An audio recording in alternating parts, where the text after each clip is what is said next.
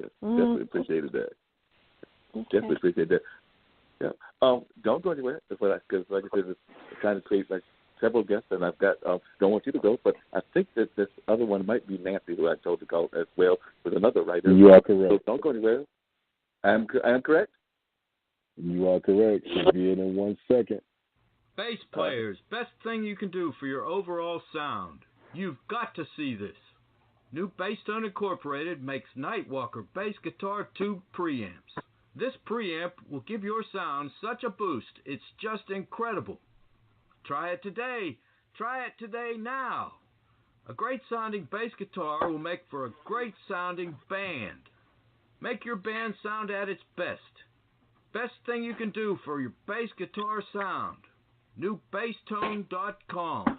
NewBassTone.com. And Ms. Young, you are on with Straight Talk with Dane and Mark. Good evening. Hi, this is Nancy Young. I'm thrilled to be on the same program with Jaki Shelton Green, let me tell you. How are you doing, Nancy? I am doing so great. This has been such an important program. Thank you. I met Nancy doing a literary event. We were talking about literary events that go on in the community, and that was when we tried to have we were hoping to make it an annual event. Maybe it'll come back, but it was like a Durham literary festival that was at Central Park. And at that time, I believe I got the privilege of reading an excerpt from your book, Seeing Things, which is like a horror movie, a horror book, or maybe horror isn't a good description.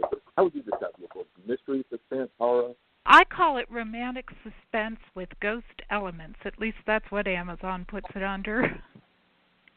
Romantic suspense with ghost elements. That sounds like a good title or way to put it. It's a mouthful. It is a mouthful. How did you get involved in writing? We talked, and I'm also curious how Jaki got involved in writing. And for both of you, how important is it for women to have a voice in writing? Because you are an author, Jaki is a poet, but she's also done all kinds of other styles of writing as well, and including being an essayist and a lecturer. Well, like Jaki, I write across the genres. I write poetry, novels, short stories, plays, and like Mark, I worked as a newspaper reporter. But it's important to me because writing tells me what I think. Sometimes, especially if I'm writing a poem, I'm not sure what I think until I get it down, and sometimes that surprises me. As far as how I got started in writing, I think I started writing as soon as I could form letters, back in first grade with Mrs. Calicman. I mean, I remember my lion story getting put up on the cafeteria wall, so I could see it every time I went by in the line. What about you, Jaki? What was your first story? Did you write something that you remember all the way back to your childhood? Yeah, so I started writing when I was very, very young. I mean, very young. And my grandmother was really responsible for my writing. I come from a family that, I was just a bookworm at a very young age, but my grandmother would bring tiny little notebooks to church to keep me quiet. And I would sit there and I told myself I was writing. I was making books. And then when I became an adolescent, I was really intentional. I would slip my journals into church and other public places, and I would write. And I found myself, making up stories, writing stories about the people around me. I was fascinated with just the energy, very unique energy of being in a rural African-American community and the interconnectedness of families and all the things that inform, a young person's imagination. So I started very, very, very young. And in terms of, do I think it's important that a woman have voice? Of course, it's extremely important that women have voices. And now more than ever, we need to make sure that we are holding spaces and encouraging, young women to continue to develop their voices and to stand up and in their knowledge and in their power. I think we're returning to a time where the bullying of women, the disenfranchisement of women as a species is it's here again, like all the work that was done has been undone. So, yes, we have to have voices. We have voices. We have to harvest and cultivate and make sure we're using our voices. Which reminds me, how did you come up with the whole concept of Sister Write? Because you created Sister Write, which does writing retreats. I don't know if you've ever had Nancy on the writing retreat or not, but it seems to me like it's a very interesting concept where you're providing these writing retreats and traveling excursions for women writers. Yeah, well, it's been a fantasy that I've had for many, many, many years, and I was very ill from 2011 to about 2014, and sitting in a wheelchair, not knowing if I were going to be able to function again. My brain was not working, and my body was not working, and I thought, what am I going to do to reinvent myself? And providing writing retreats for women writers has always been a fantasy of mine, and I mean, the Spirit was just telling me now is the time. Now is the time to do this. So I took a deep breath and I made it happen, and it's been happening ever since. Ocracoke is our North Carolina hub, and Morocco now is that hub, and I just found a space in Ireland, so my first Ireland retreat will be this summer. Yeah, so that'll be the first Irish retreat. Will be this coming summer. What are the months of that, and what are the months for the other retreats? So the trip to Ireland is in May, May 31st to June 9th, and then I fly to Morocco and facilitate a retreat there that starts like a couple of weeks later through July. And the Irish trip, or the one locally? I might have missed one of those. Because you just no, said the three, Irish and I heard trip two. and the Moroccan trip are this summer. The Ocracoke trip happens in November and every April. So it's actually two of them. There's the one that's in locally here in North Carolina. So there's two opportunities for folks to have it here in North Carolina, and just once right now in Morocco and Ireland. Yes. Cool. That's great. Nancy, just out of curiosity, could you tell a little bit of what drove you to go from the newspaper writing into being more of a creative writer, and how that journey has been for you? Because whether you're doing it independently or whether you're doing it more as a trying to have your publishers do most of the marketing for you, or which avenue is working better for you? Well, as far as what I write, depends a lot on what kind of time I have. When I was working as a college instructor, I wrote poetry and short stories, and now I have a little more time and I can write novels. The ability to explore ideas is really what keeps me going as a writer, even though I do write romantic suspense with ghost elements, right? I still explore bigger concepts. For instance, Seeing Things, which you mentioned, is about a woman who spends most of her life refusing to acknowledge that she sees the kinds of things creeping in corners. And she keeps on not seeing things until she ends up having a ghost hunting reality show arrive at her workplace and stir everything up. I think a lot of people refuse to see things.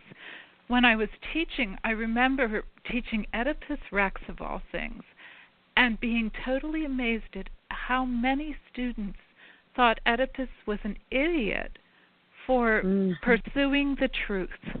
In fact, almost none of them thought he was doing the right thing, that the truth was the thing to seek. It's sort of like the people who want to stay in the Matrix, or the ones who wanted to stay in Plato's cave.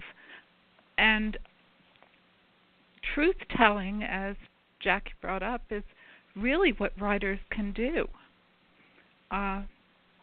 Seeing things, hearing things, and sensing things all explore concepts like people talk but no one listens, or people know something's wrong but they won't explore it and try to solve it. So even though on the surface it's a romantic suspense novel, beneath there are layers upon layers, and that's where I think I and most women writers really use their voices. Sometimes you have to package things so people can hear them. It's interesting you bring that up, because I was actually reading, because somebody had mentioned to me just in passing in a conversation about cartoons, and I was reading some interesting uses for interpretations of Tom and Jerry that was written, I guess, like maybe about 2 or 3 years ago on Quora and some of those other like literary things that kids have access to. And there was basically the argument that they were making actually made sense. Which their argument, was actually posted on Facebook, was that we have it all wrong, because in their mind, if you look at Tom and Jerry, we're putting Tom as the villain, and it's actually Jerry that's the villain, because Jerry has invaded the house. Oh, he's the instigator, yeah. I can see it. Yeah, it is all how you look at it. I'm sometimes surprised at what people get out of my poetry. So I just thought, go ahead. Sometimes you never know what people will take from something, too. Once you put it out there, it's not yours anymore. Exactly.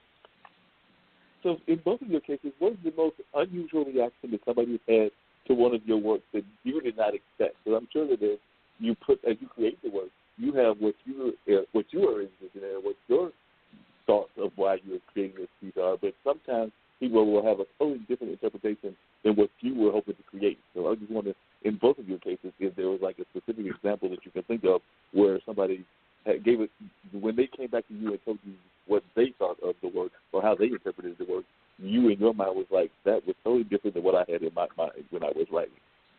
Mm-hmm. Well, that's happened to me a number of times. But I think that's not the most, I think that's pretty common. I don't think that's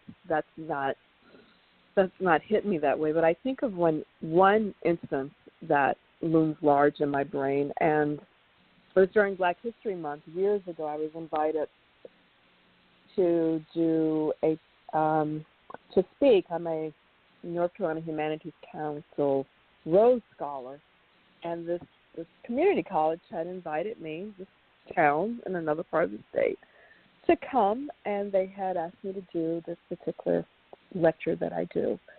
And you know, it includes reading poetry. And I read a poem about a slaveholder and a slave woman. And there was a woman there who wrote this scathing, she was over a 3-year-old, she wrote this scathing letter to the Humanities Council, and she wrote a letter to the people who brought me there, that how dare I talk about slavery in front of a 3-year-old. And I mean, it was laughable. I mean, it was like she was very upset, like a 4-page letter, and I thought, you know, I'm looking at the poem. I'm like, okay, there's no profanity here. There's no sex. You know what I'm saying? Like there is, like, first of all, he's 3. He has no idea what I'm talking about. You know, there was nothing there. Yeah. And it was the most bizarre response. The most bizarre response, I think, that I had ever been witness to in terms of people responding that way. And it was just like, how dare she talk about slavery? And I'm thinking, you came to a Black History program. Slavery just might come up. Yeah. Oh, that's amazing. You know? So it was, she wrote a letter that, you know, I should not be allowed to go around the state and read my poems, and it, you know, and I just remember that nobody responded to her, you know, like nobody responded to her because it was just nonsensical.